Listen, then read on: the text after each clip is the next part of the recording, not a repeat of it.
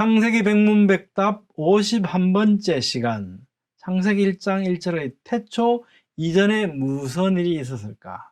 여러분들께서 하나님의 말씀을 나누는 이 일에 함께 하시고 이 채널이 계속 유지되고 발전되기를 원하신다면 여러분의 구독, 좋아요, 알림, 댓글이 큰 힘이 됩니다. 안녕하세요. 김홍석입니다. 성경을 펼치면 창세기 1장 1절을 만나죠. 성경의 가장 첫 단어 창세기 1장 1절의 태초에라는 단어는 분명시간을 나타내는 단어입니다. 그래서 그 태초가 언제인지 성경 가운데 찾아봤고요. 과연 우리가 찾은 그 태초가 바로 찾은 것인지에 대한 궁금증들을 놓고 검증해 보았습니다. 관련된 말씀들에 대한 다양한 해석들을 살펴봤고 자연과학, 고고학과의 대화를 시도해 보았죠. 오늘 본문 말씀도 여전히 창세기 1장 1절입니다. 오늘은 그런데요. 창세기 1장 1절의 태초 이전에 무슨 일이 있었는지 살펴보려고 합니다. 태초 이전에 행하신 일, 에베소서 말씀해 보면 그리스도로 오실 것을 작정하셨다는 말씀 나오지 않습니까? 제가 지난번 크리스마스 메시지로 이 본문 말씀을 말씀드렸는데요. 자, 그리스도로 오실 것을 작정하셨다. 언제 작정하셨느냐? 곧 창세전에 그리스도 안에서 우리를 택하사. 그랬으니까 우리를 창세전에 택하셨는데 그리스도 안에서 택하셨다. 그러면 세상을 지으시기 전에 우리를 택하셨다는 놀라운 이 소식과 함께 어떻게 해요? 그리스도 안에서 택하셨다. 그러니까 예수님으로 오실 것을, 그리스도로 오실 것을 이미 작정하셨구나. 태초 이전에 행하신 일 가운데 아주 중요한 일은 바로 그리스도로 오실 것을 작정하시고 우리를 택하신 일입니다. 너무 놀랍지 않습니까? 세상을 지으시기 전에 여러분들과 저를 택하셨다. 그런데 어떻게 해요? 그리스도 안에서. 왜? 하나님 앞에 거룩하고 흠이 없는 존재로 살게 하시려고. 좀 이따 한번 살펴보겠습니다. 나옵니다. 자, 그리스도 안에서 우리를 택하셨다. 그죠? 태초 이전에 곧 창세전에 그리스도 안에서 우리를 택하사. 그리스도로 오실 것을 작정하셨고 그리스도 안에서 우리를 택하셨고 그 다음에 창세전에 그리스도 안에 우리를 택하셨다. 세상을 창조하시기 전에 이미 우리를 택하셨다는 것은 하나님의 주권적 선택을 의미하죠.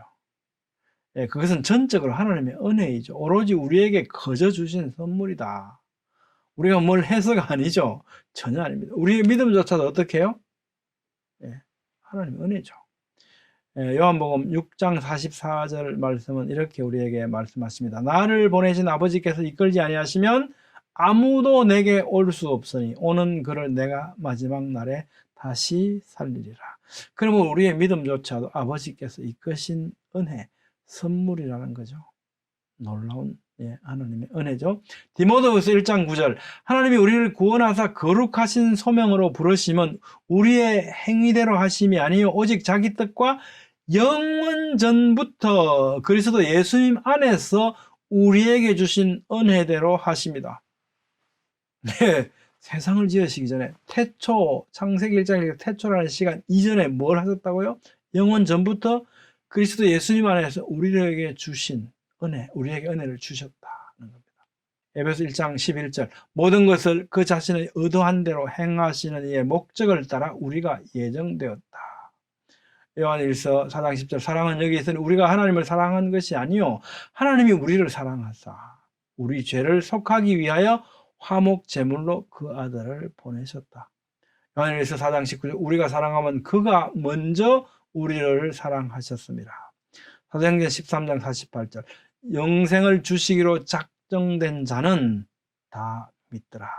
우리를 택하신 것은 어떻게 해요? 창세전에 곧 태초 이전에 하나님의 사랑과 은혜인 거죠. 자, 셋째로 하늘의 모든 신령한 복을 우리에게 주셨다고 말씀합니다. 언제요? 태초 이전에. 세상을 지으시기 전에. 찬송하리로다 하나님 곧 우리 주 예수 그리스도 아버지께서 그리스도 안에서 하늘에 속한 모든 신령한 복을 우리에게 주셨습니다. has blessed죠. 이미 주셨다.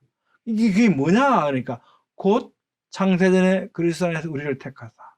창세전에 우리를 택하신 것. 이것이 뭡니까?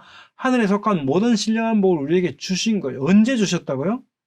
세상을 지으시기 전에. 너무 놀랍지 않습니까? 우리를 지으시기 전에, 세상을 지으시기 전에 우리에게 먼저 하늘의 모든 신령한 복을 주셨다.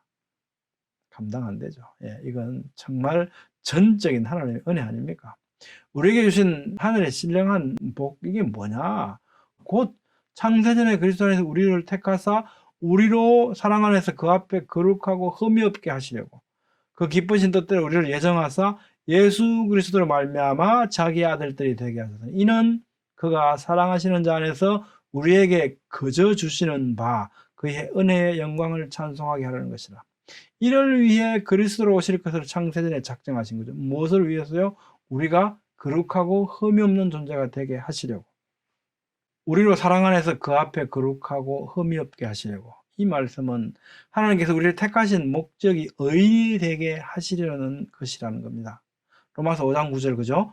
이제 우리가 그의 피로 말미암아 의롭다 하심을 받았으니 사람이 하나님 앞에서 거룩하고 흠이 없게 되는 것은 오직 그리스도의 대속의 십자가, 그리스도의 피 흘리심을 통하여 의롭게 되는 거죠. 다른 방법 없습니다. 이런 어떤 경우라도 믿는 자녀들에게 주어진 칭의, 의로 여기심의 근거인 거죠.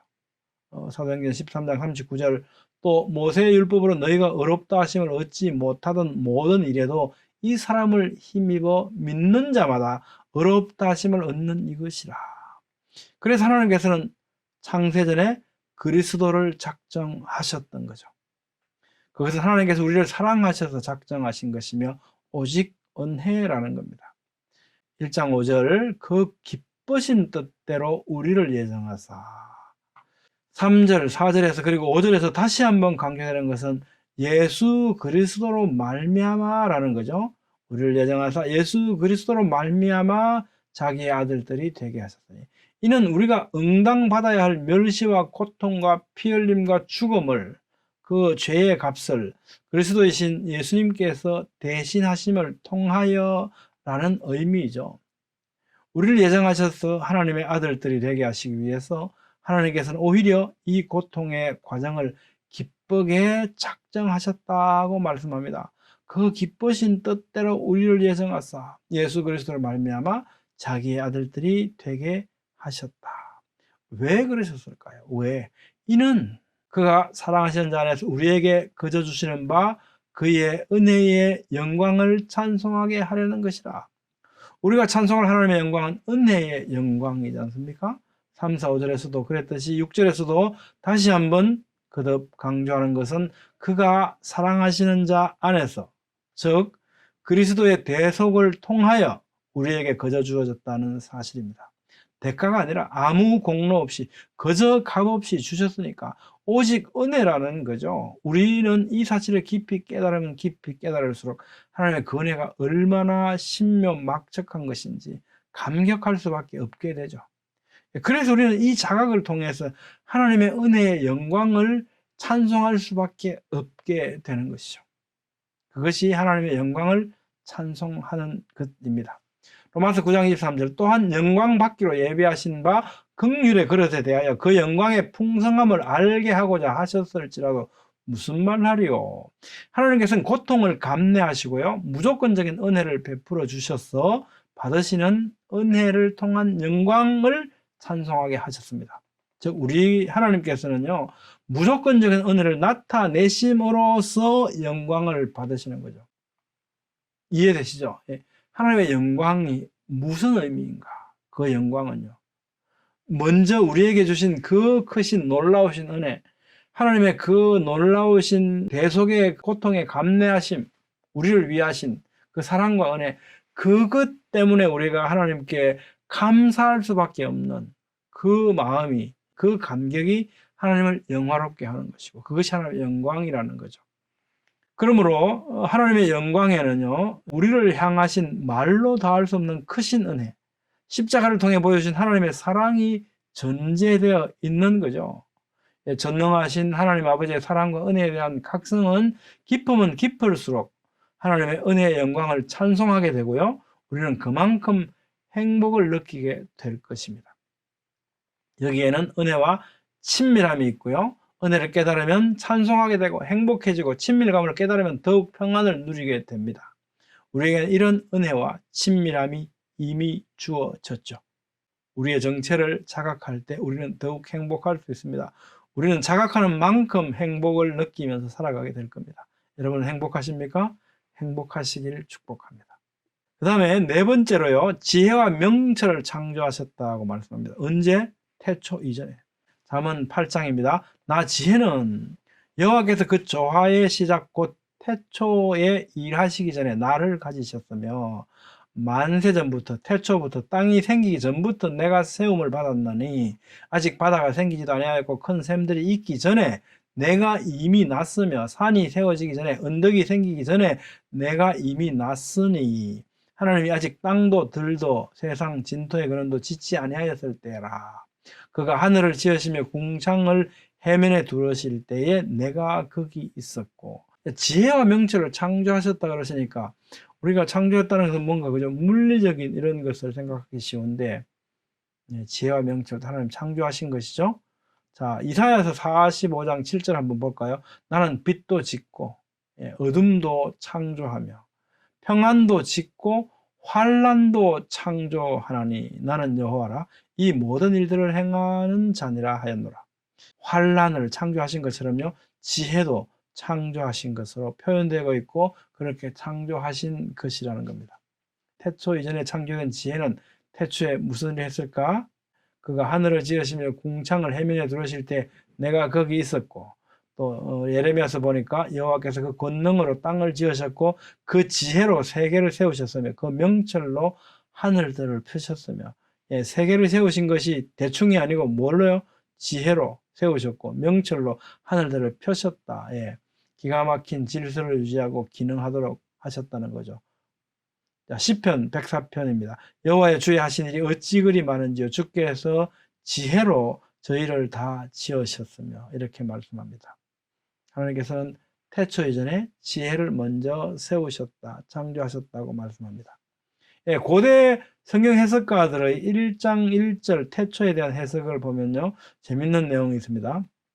이건 그 출처가 제임스 L. 쿠거를 지은 고대 성경 해석가들이 본 모세오경에 있는데요. 인용하겠습니다. 왜 성경의 첫 구절은 태초에 하나님이 지혜를 창조하셨고 그 후에 천지를 창조하시니라 이렇게 기록하지 않았을까를 숙고하였다. 왜냐? 태초 전에 지혜를 먼저 창조하셨다고 하셨으니까. 그러면 지혜를 먼저 창조하시고 그 다음에 천지를 창조해. 왜 이렇게 기록 안 했을까라는 거죠. 그걸 숙고했다는 겁니다. 그들이 도달한 결론은 다음과 같다. 잠언 8장 22절의 태초에 의하면 창세기 1장 1절의 태초는 이미 창조된 지혜를 품고 있는 태초이기 때문에 이 태초를 지혜로 해석했다는 겁니다. 즉 창세기 1장 1절 태초는 지혜에 대한 하나의 애칭으로 읽었습니다. 태초에라는 의미는 지혜와 함께 지혜로라는 의미로 읽거나 그러한 의미를 담지하고 있는 것으로 해석하기도 했다는 겁니다. 태초에 베레시트인데요. 베레시트, 그죠? 태초거든요. 이제 상형 문자의 의미를 한번 살펴보면요. 장막, 집, 가족, 안으로, 성전, 뭐 이런 뜻을 갖고 있습니다. 레시트는요, 태초, 첫 열매, 이런 의미거든요. 구약의 이 첫 열매는 예수님을 상징하죠. 고린도전서 15장 20절 이제 그리스도께서 죽은 자 가운데서 다시 살아나사 잠자는 자들의 첫 열매가 되셨도다. 첫 열매는 예수님이시다라고 하는 관점에서 보게 되면요. 자, 로마서 8장 29절에서 이는 그로 많은 형제 중에서 맏아들이 되게 하셨다. 히브리서 1장 6절 또 그가 맏아들을 이끌어 세상에 다시 들어오게. 이렇게 이 말씀들을 비추어 보면요. 태초에 베레시트 천지를 창조하셨다는 말씀은 또 한편 예수님 안에서 베레시트 천지를 창조하신 것이 됩니다. 요한복음 1장 1절 3절 그죠? 태초에 말씀이 계시네 이 말씀이 하나님과 함께 계셨으니 이 말씀은 곧 하나님이시니라 그가 태초에 하나님과 함께 계셨고 만물이 그로 말미암아 지은 바 되었으니 지은 것이 하나도 그가 없이는 된 것이 없느니라. 베레시트 예수님 안에서 이렇게 읽는 거죠. 골로새 1장 16절 17절 만물이 그에게서 창조되되 하늘과 땅에서 보이는 것들과 보이지 않는 것들과 혹은 왕권들이나 주권들이나 통치자들이나 권세들이나 만물이 다 그로 말미암고 그를 위하여 창조되었고 또한 그가 만물보다 먼저 계시고 만물이 그 안에 함께 섰느니라. 베레시트, 그죠? 베레시트. 예, 레시트 안에서. 첫 열매, 예수님 안에서. 예, 이렇게 상형 문자적 의미로 보면 이런 의미에 도달해 볼 수 있습니다.